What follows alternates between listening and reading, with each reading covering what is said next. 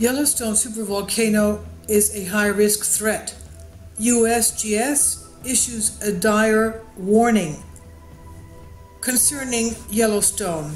It has to do with the high-risk, the recent very frequent geyser eruptions, and that is not normal concerning Yellowstone, which is one of the few supervolcanoes of the world.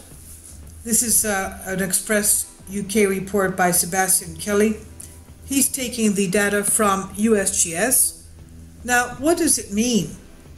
What does this mean? Yellowstone Supervolcano branded a high-risk alert last week.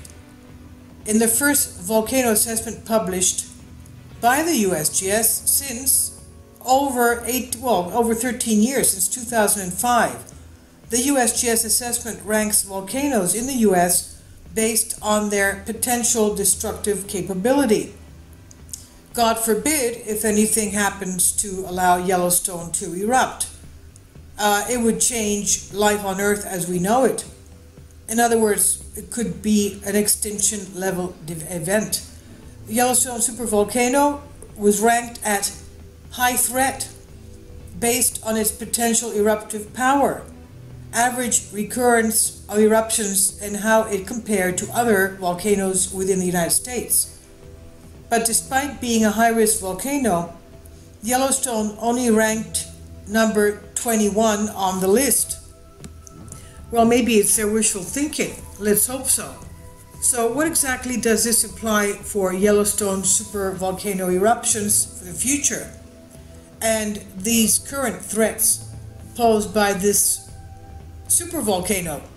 USGS assessment is not a ranking of volcanoes most likely to erupt, but rather an analysis of their potential danger. Michael Poland, who is the chief volcanologist of USGS, Yellowstone Volcano Observatory, said the threat level of each volcano is based on a combination of 24 things. These factors include proximity to populated areas, the size of the past eruptions, the types of past eruptions, and whether or not the volcano shows any signs of rumbling. So that means a volcano significantly smaller than Yellowstone could be considered a much bigger risk if it's located next to a town or city.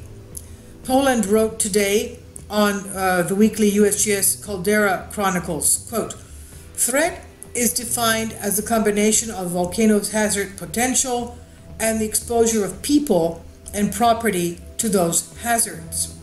In other words, a volcano that only erupts lava flows but does not have anyone living on it has very low threat, since even though there is a hazard, lava, there are no people or property at risk from that hazard. On the other hand, and near an airport as a higher threat, since lots of people and property are exposed to the hazard, even if the hazard might be a relatively small one.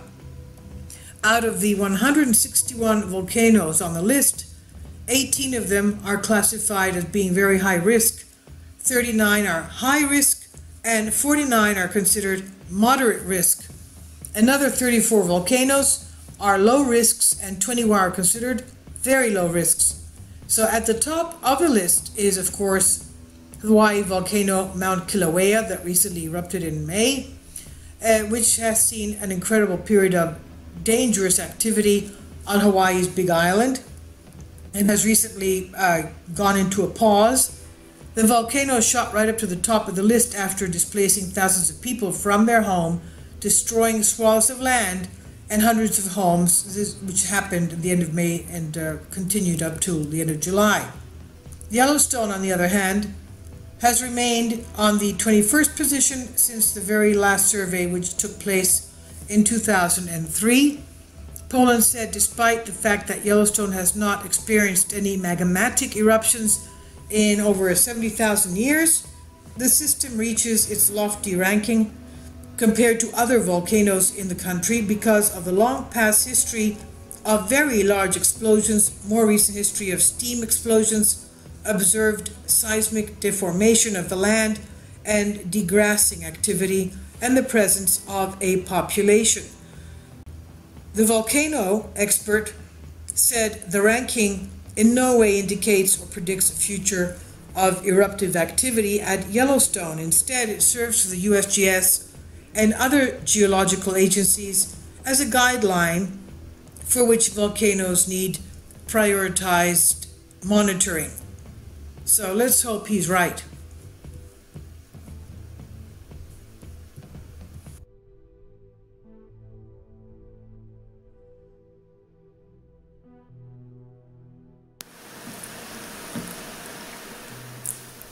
If you'd like to join me on my Patreon account, you will hear content not covered by mainstream media. These riveting stories will be based on my research, and I will state my opinions and give my personal insight on diverse and controversial subjects and world events not covered by mainstream media, and not supported by YouTube guidelines. So whatever I have on my Patreon, most of those will not be on my YouTube channel. Please consider becoming a member today. More of the most significant and important videos will be on my Patreon channel. Your support helps me to continue my research and keeps this YouTube channel alive. And we depend on your support, your generous charity, because we help economically challenged families here in Athens, Greece, in Kapota, and we also help the young generation with university tuition and the community around our church. Thank you.